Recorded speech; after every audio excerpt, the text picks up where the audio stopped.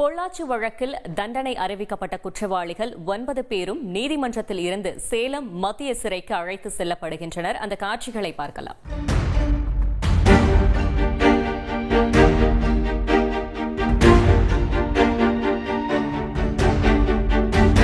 இது பற்றின மேலும் விவரங்களை செய்தியாளர் கார்த்திக் வழங்கிட கேட்கலாம். கார்த்திக், வணக்கம். உங்களுடைய தகவல்களை சொல்லுங்க.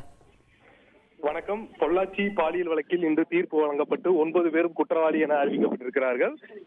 ஒவ்வொருத்தருக்கும் சாகும் வரை சிறையில் இருக்க வேண்டும் என்ற தண்டனை வழங்கப்பட்டிருக்கு. இந்த சூழல்ல ஒவ்வொருத்தருக்கும் 700 பக்கங்கள் கொண்ட அவங்களுடைய குற்ற தண்டனைக்கான ஆவணங்கள் அவர்களிடம் ஒப்படைக்கப்பட்டிருக்கு. அது மட்டும் இல்லாமல் இந்த வழக்கில் குற்றவாளியான 8 மற்றும் 9, அதாவது அருளானந்தம், அருண்குமார் ஆகியோர் நீதிமன்றத்திலே அவர்களுக்கான அவதாரத்தை கட்டியிருக்கிறார்கள். இந்த சூழல்ல கோவை நீதிமன்றத்திலிருந்து தற்போது பலத்த பாதுகாப்புடன் சேலம் மத்திய சிறைக்கு இந்த 9 குற்றவாளிகளும் அழைத்து செல்லக்கூடிய காட்சி நம்ம நேரடியாக பார்த்து வருகிறோம்.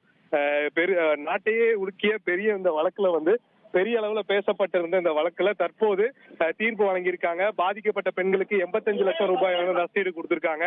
தொடர்ந்து தீர்ப்பு பலதரப்பட்ட அமைப்பினர் மற்றும் மாதர் சங்கம் வரவேற்பு கொடுக்கப்பட்ட நிலையில 30க்கும் மேற்பட்ட போலீசார் பஸ்ஸின் இரு பக்கமும் ஓடிக்கொண்டு அந்த பஸ்ஸை அந்த குற்றவாளிகளை பாதுகாப்பாக அழைத்து செல்லக்கூடிய பணிகளில் ஈடுபட்டு இருக்காங்க.